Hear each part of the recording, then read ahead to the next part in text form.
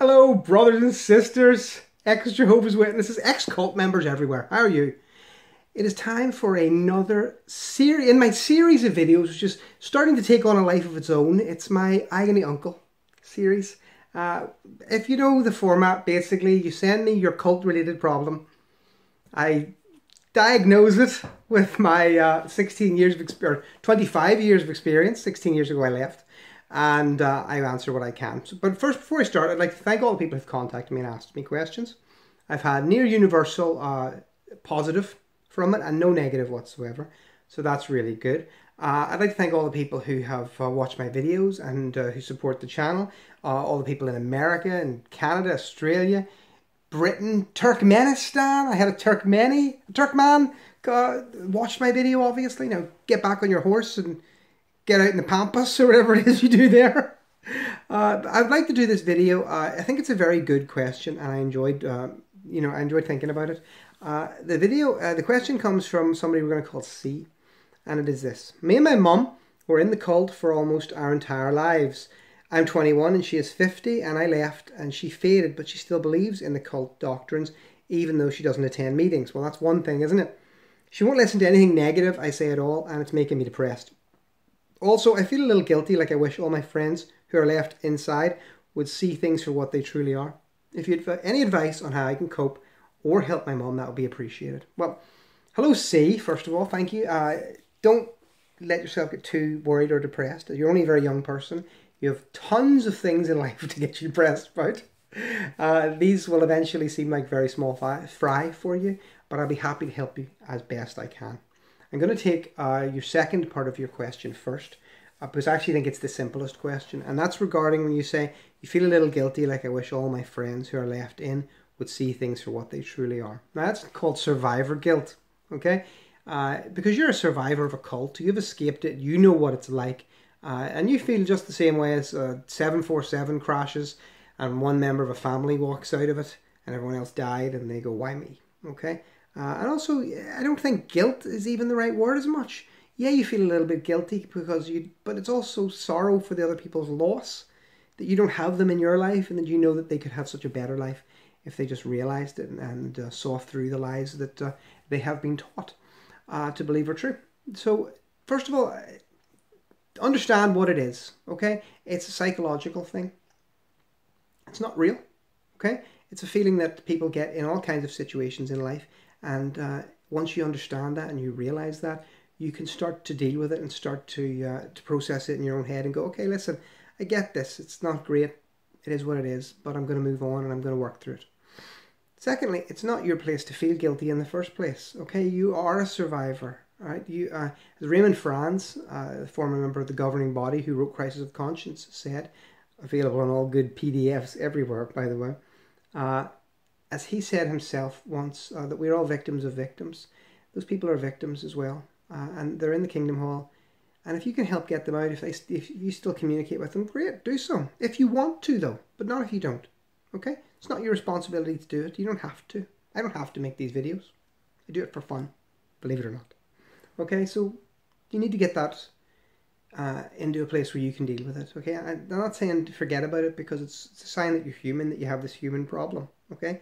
But life is short. You're 21. You're out 4 years younger than I was when I left. Okay? By the time they're 25, maybe they'll be out too. Most Jehovah's Witnesses don't stay Jehovah's Witnesses. We all know this to be true. Your mum's out. She got out at 50. She's out now though. Yeah. Now, the bigger problem with your mum is that you mentioned that she still has Jehovah's Witness leanings. I know that, and I can sympathize with that. My family did, some of my family, even when they stopped being Jehovah's Witnesses. I remember my brother, he had stopped really attending the meetings for quite a long time before me. Certainly he was never as much a JW as I was. But that said, I remember talking to him or trying to talk to him about the stuff that I was learning about Jehovah, about the Jehovah's Witnesses through these books, through this apostate literature. And Stephen said to me, oh, you've got to be careful. Satan's laying a trap for you. And I actually said that to him subsequently, and he said, really? I said that? Yeah, but, it's not an insult. It's just the way it was. It's the way we were programmed to think and the way we are programmed to say things. Now, your mum still has that programming in her. You probably, I know you do. You still have some programming in you. I bet you still say the truth, don't you? And I'm 41 years old. I'm at 16 years. I still say sometimes. People talk about Jehovah's Witnesses, or I'm in a position where I have to explain that they're a cult. I have found myself saying we when describing them. It is long lasting, so don't worry about that. Number two, okay? You're really young. You're only 21, dude. Okay, so the first thing you need to remember is that at your age you expect everything, you want everything just woof, come along fast. You know, you want to, hey mom, read that. See you tomorrow. You'll know it's all right then, and we'll all be back to normal. You know, life's not like that. Okay, she's going to be like this for years to come. Okay, she's going to have hang-ups for years to come, and so will you have hang-ups for years to come. I had tons of hang-ups that I didn't even know I had, and I still have hang-ups that come to jump on me every once in a while. So by all means, try help your mum. Don't push it.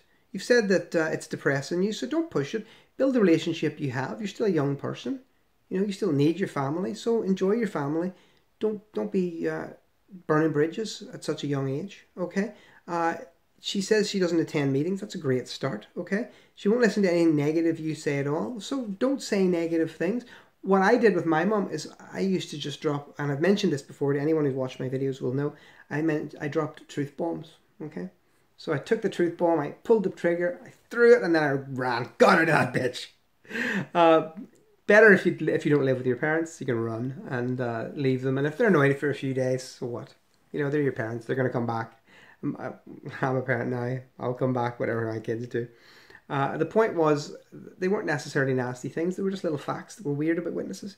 So, for instance, the one that really got my parents was when I explained to my mum that Jehovah's Witnesses didn't used to believe in marriage. And my mum was like, that's not true. It is true, Mum. No, it's not. Do you want me to show you? Yes. Bingo. Now, I gave her the book, which was Raymond Franz's Crisis of Conscience. And by the time I had returned from holiday, because I was away on a 10-day holiday with my then girlfriend, now my lovely wife. And when we returned, by that point, her and my dad had taken all the kingdom books, all the witness books, off the shelves, burnt them all. As in their words, they didn't want the bin man or the garbage man to you reading them and joining the witnesses. You know, like all those stupid, corny stories in the assemblies would tell you. So it does happen. They were older than your mom. They were probably, mom and dad were 55, 56, okay? So your mom has tons of time to get right with the Jehovah's Witnesses, to get it out of her system, okay? But you need to remember that it's never entirely going to leave you, okay? And just as it's never entirely going to leave you, even though you're a young guy, all right? Don't push the situation with your mom. The relationship is far more important than any nonsense about this. In time, she'll be willing to see it. In time, she might be willing to change your views. But if she's not, at least you have a relationship with a mum. And there's a lot of people who contact me whose parents don't speak to them, who can't see their family. So it's very important that you remember that, and in the nicest way possible, count your blessings. Listen, I hope this has done you some good. I hope that you like the advice. I know it can be very daunting, and as a very young person yourself, you're probably thinking that, you just love it done tomorrow. But unfortunately, a lot of the times, and with this idea of cult deprogramming, there's a very American idea that you can just do it in a weekend. Kidnap them, tie them to a chair, and, you can get the deprogrammers in and they'll do it. But that's bullshit. It's not true, okay? It doesn't work. And what will take time can take years. It will take years. And, be a good son and be there for her. Okay, thanks for watching. Hope you enjoy this. Send your problems, as usual, to me or through YouTube as a PM, and I will get back to you. Thank you very much for watching. Oh, and like and subscribe and click on an ad once in a while.